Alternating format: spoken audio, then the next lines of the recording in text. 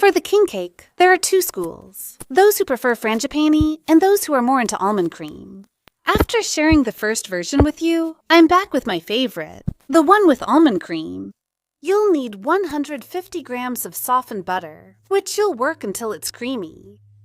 Then you'll add 150 grams of sugar as well. And you'll mix well until you get a sort of cream. It's easier with a sturdy spoon rather than a whisk. Next, crack 3 eggs. And this time, you're going to use the whisk to mix everything well. Let me know in the comments if you prefer frangipani cream or almond cream. Next, I add 150 grams of almond powder and continue mixing everything well.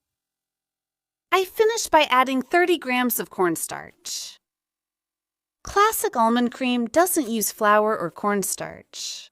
You can actually skip it, but it helps give the cream a better consistency during baking. It will keep it from overflowing, I add. To finish, a teaspoon of powdered vanilla. You can also add some bitter almond extract.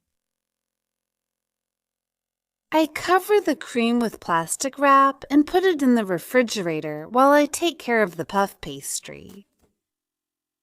And nothing beats good homemade puff pastry, especially for making a delicious king cake. Of course, you can use store-bought pastry. I heavily flour my work surface and cut the puff pastry in half.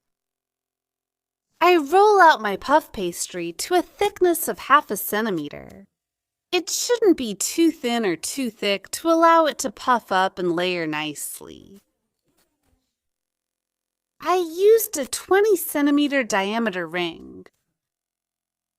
With the proportions I gave you for the almond cream, you can make 2 king cakes of this size. I made a second one. I froze it raw for next time, thank you. If you want a bigger one, you can of course use a 26-centimeter ring. You should never roll leftover puff pastry into a ball. Instead, fold it like this so you can reuse it and preserve the layers. Place your first circle of puff pastry on a baking sheet lined with parchment paper and generously spread your pastry cream on it. Avoid putting any on the edges, otherwise it will overflow. Also, I don't add any beans. Next, using your finger or a brush, moisten all the edges with a little water. And then we'll gently place the second puff pastry on top. We're going to pinch all around the edges, pressing down to seal in the almond cream.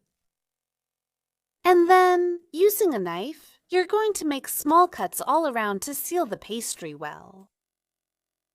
You're going to beat 1 egg yolk with a little bit of egg white and brush it over the surface of your puff pastry.